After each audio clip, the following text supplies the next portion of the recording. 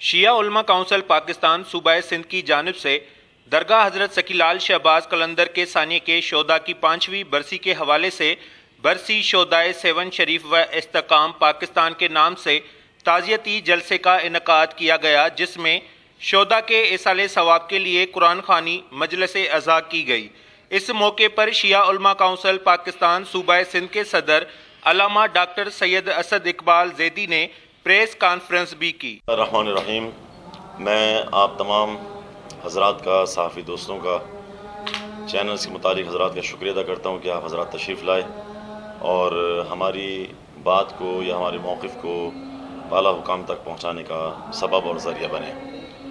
سب سے پہلا نقطہ ہے، جس مقام پر ہم کھڑے ہیں یہ مقدس مقام ہے کہ یہ حضرت شہباز لال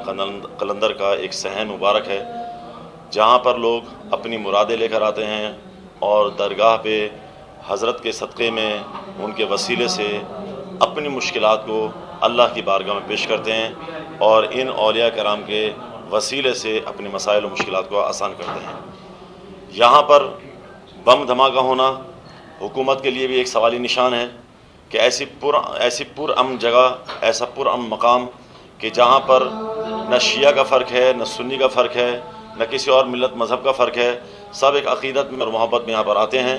تو حکومت کی اولین ذمہ داری ہے کہ ایسے تمام مقامات کی بہت زیادہ حفاظت کرے اور سیکیورٹی کے انتظامات سخت کرے، تاکہ خدا نخواستہ جو زائرین آتے ہیں وہ مشکل کا شکار نہ ہو اور اس طرح کے حادثات واقع نہ ہوں اور ان درگاہوں کی اس طرح توہین نہ ہو۔ 7 ثانیہ کے شہداء کی 5ویں برسی کے تعزیتی جلسے کو خصوصی ٹیلی فون خطابات قائد ملت جعفریہ پاکستان نمائندہ ولی فقہ حضرت آیت اللہ علامہ سید ساجد علی نقوی نے کیا۔